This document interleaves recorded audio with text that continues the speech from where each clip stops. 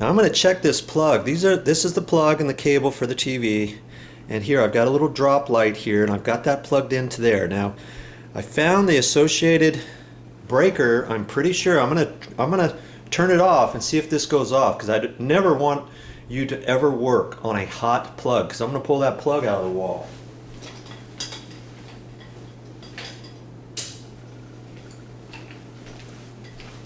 Okay, I guess that was the right circuit. See, I only had to check one because I knew I had a pretty good idea that the one I was turning was this one. So if you read your the panel like I was showing you, it might take you 2 or 3 turns on different breakers, but you should get it pretty easily.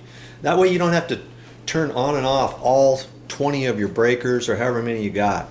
Okay, so now I'm going to go ahead and pull that plug out. I'm just going to double check it to make sure I get the right size wire. Now here's a mistake that some people do.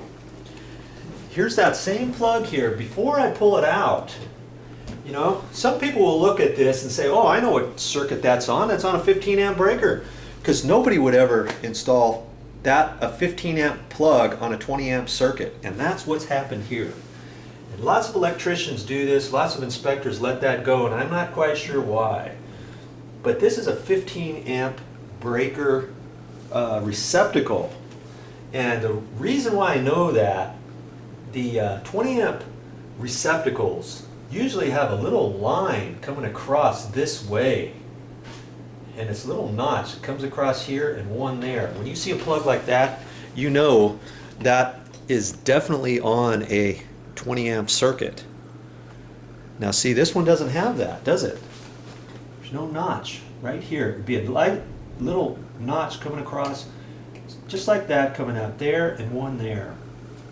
But so if you ever see a plug like this, don't make the assumption that is 14 gauge wire running to that on a 15 amp circuit, because sadly that might not be the case.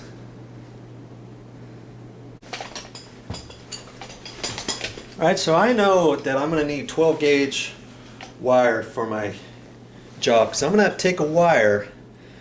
Ultimately I'm going to have a wire from there, and I'm going to go up behind where I'm going to put the TV and put a cut-in box in there. So I need a cut-in box there, I need some wire, I need some wire nuts, I need more than likely I'm gonna take this plug and outlet box out of the wall and put a cut-in box there too, because it might be kind of hard to fish a wire from this box straight up without taking this box out. And you know what, I might even try to do it, but it's kind of tricky to do that. But I always like to be prepared, so I'll get an extra cut-in box for that.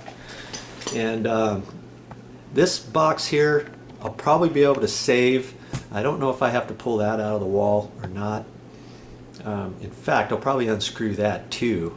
I know I'm going to need a cut-in box for that up high too, and I may need another one down here. So you know what, I think I better just take this apart just to see what kind of box it is.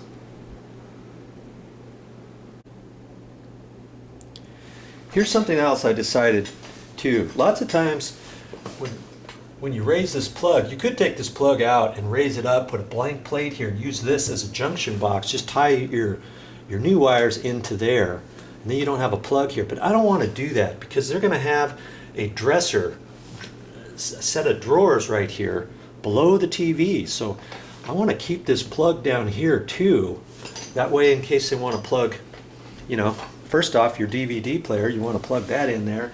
And if you have a lamp on top of your dresser, you want something there too. So I know I'm going to have to get another one of these plugs, just like this one, for up high, where behind the TV. So this one is rectangular. You got to look at that, because what I like to do is match everything existing conditions.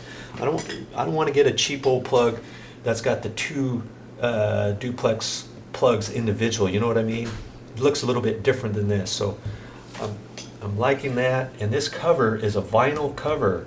It's not an ivory plastic cover, it's a vinyl one, and it pushes in kind of. I can tell the difference, so I'm going to get one of those too. And this is white. It's not an off-white. Sometimes they have off-white plugs. So that's all that kind of stuff that you kind of need to keep in mind, so when you get done, it doesn't even look like you're there. It's day 2 of the project. I made my material list the other day. I figured out everything. I pulled the TV out of the box and I kind of looked at that, kind of got my bearings on understanding how it goes in. And then I went to the store and got all my materials. So now I'm ready to show you how it's done.